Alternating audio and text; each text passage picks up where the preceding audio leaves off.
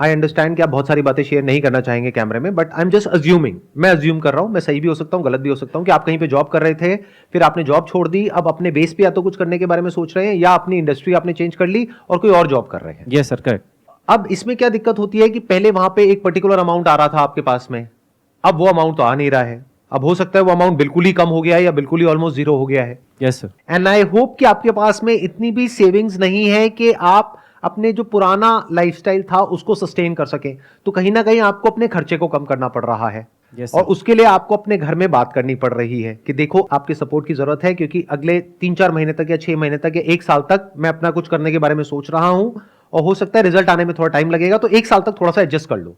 Yes sir.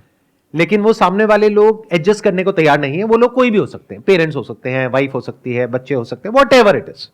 तो एक answer तो ये हो सकता है आपके इस क्वेश्चन का कि इससे फर्क नहीं पड़ता है कि दुनिया आपके बारे में क्या सोचती है, आपको अपने लक्ष्य पर फोकस करना है, आपको अपने गोल पर फोकस करना है, और भाड़ में जाए दुनिया। ये हो गई थियोरेटिकल बातें, बिना समझे कुछ भी बोलने वाली बात। बट अगर इस प्रॉब्लम को मैं समझूं दूसरी साइड से, कई सारी लेयर्स हैं, अगर उसको हम एक एक करके देखेंगे तो हमको समझ आएगा कि उनके स्टैंड पॉइंट से क्या दिक्कत आ रही है। देखो क्या होता है कि लाइफ में एक पर्टिकुलर कंफर्ट जोन होता है हर एक इंसान का, और जब उसको उतना मिल जाता है जितना उसको चाहिए था, तो वो उसका हक बन जाता है। आप उसको कम नहीं कर सकते। फॉर एग्जाम्पल, आप में से कितने लोग जॉब करते हैं? मेरे को एक बात बताना, मैं ठीक कह रहा हूं या गलत कह रहा हूं, कि अगर एक बार को आपकी सैलरी ना भी बढ़े साल के एंड में, तो इतना फर्क नहीं पड़ता। लेकिन अगर आपकी सैलरी 5% भी कम कर दी जाए तो फर्क पड़ता है या नहीं पड़ता है? बहुत पड़ता है। ऐसा क्यों हो रहा है? क्योंकि जो हमको मिल जाता है वो हमारा राइट हो जाता है। फिर हमको ऐसा लगता है कि हमको जो मिल गया है वो हमसे कोई छीन रहा है। जैसे किसी को आप सोसाइटी में एक प्रिविलेज दे दो, फिर उनसे वापस लो, देखो क्या होगा, अगले दिन प्रोटेस्ट शुरू हो जाएगा। मैं अपनी बात करूं, मेरी फैमिली में मेरी वाइफ है, बच्चे हैं, पेरेंट्स हैं, उन सबका अपना एक लाइफस्टाइल है, उन सबका अपना एक वे ऑफ लिविंग है। अगर मैं उसको बिना छेड़े कुछ भी करता हूं तो उन्हें कोई फर्क नहीं पड़ता है। बट अगर मैं उसको छेड़ देता हूं, फिर कुछ करता हूं, तो फर्क पड़ता है और पड़ेगा। अब आप ये नहीं कह सकते कि फर्क ना पड़े, क्लैशेस होंगे, क्योंकि आपका डिसीजन सिर्फ आपका डिसीजन नहीं है, उसका असर उनकी लाइफ पे भी आने वाला है। सो अब होता क्या है कि जब हम अपने बेस पे कोई डिसीजन लेते हैं तो हम क्या एक्सपेक्ट करते हैं कि सामने वाला जो इंसान है, वो आपकी वाइफ हो सकती है, आपके बच्चे हो सकते हैं, आपके पेरेंट्स हो सकते हैं, वो सब हमको समझे और हमको सपोर्ट करें। बट ये एक्सपेक्टेशन क्यों है हमारे अंदर? वो क्यों करें आपको सपोर्ट? आपका वो डिसीजन गलत भी तो हो सकता है, और ये भी तो हो सकता है आपके उस डिसीजन की वजह से सिर्फ आपकी लाइफ खराब नहीं होगी, आपकी वाइफ की भी होगी, आपके बच्चों की भी होगी। तो वो प्रोटेस्ट क्यों ना करें? अगर आप उनको कह रहे हो कि आप थोड़ा सा कॉपरेट कर लो अगले 1 साल के लिए, तो वो क्यों करें कॉपरेट? ये सुनने में थोड़ा सा अलग है बाहर की दुनिया से, तो आराम से सुनना, ठंडे दिमाग से सुनना, नहीं तो समझ नहीं पाओगे जल्दीबाजी में।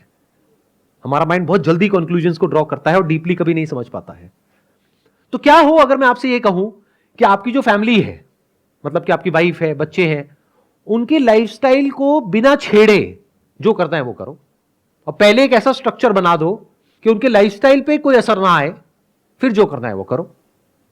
बट अगर आप कोई इतना बड़ा रिस्क ले रहे हो कि उनको 1 साल तक कॉम्प्रोमाइज करना पड़ेगा, और आपकी अगर कैलकुलेशंस गलत हो गई, and there is a strong possibility कि वो कैलकुलेशंस गलत होगी, क्योंकि हमारे 90% डिसीजंस लाइफ में सही नहीं होते हैं, especially related to business and self employment.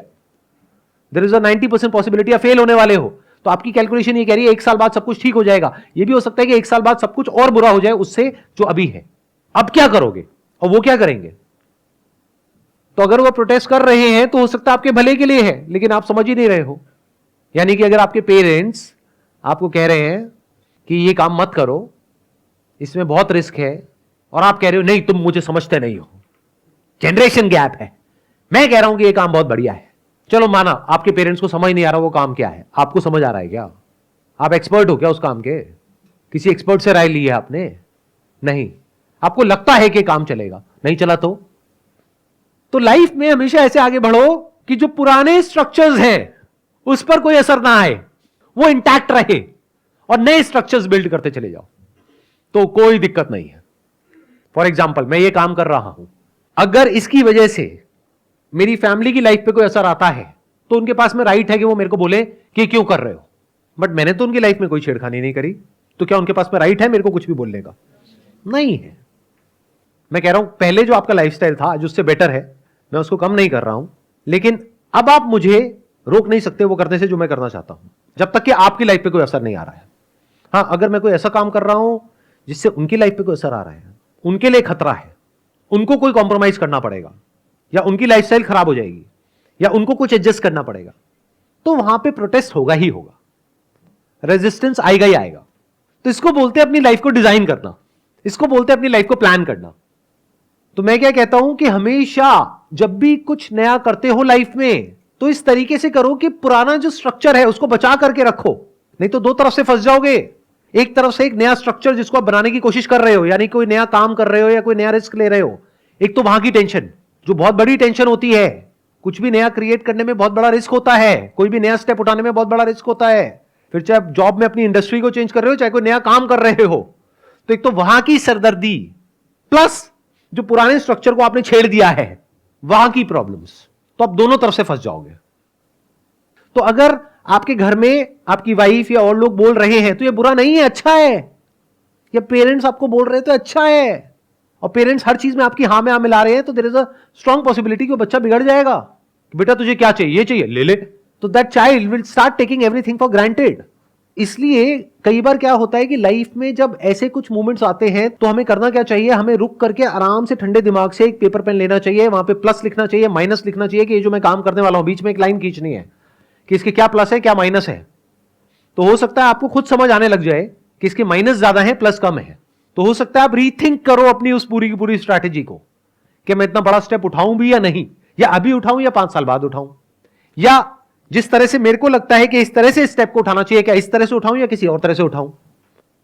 देखो होता क्या है, हम सबका जो दिमाग है ना वो बहुत ही नैरो है, डोंट माइंड इट, मतलब बुरा मत मानना मेरी इस बात को सुन करके, बट एजुकेशन सिस्टम ही ऐसा है और हमारी सोसाइटी का स्ट्रक्चर ऐसा है कि हमारे माइंड को इतना नैरो बना दिया गया है कि हम ब्रॉडली सोच नहीं पाते हैं, यानी हम ये नहीं समझ पाते हैं कि जो मैं करना चाहता हूं उसको करने का सिर्फ एक तरीका नहीं है, उसको करने के लाख तरीके हैं, क्योंकि जिस काम को आप छोड़ रहे हो और कुछ नया करने के बारे में सोच रहे हो, तो उसके अलावा भी और ऑप्शंस हैं या नहीं है, या वही बेस्ट ऑप्शन है।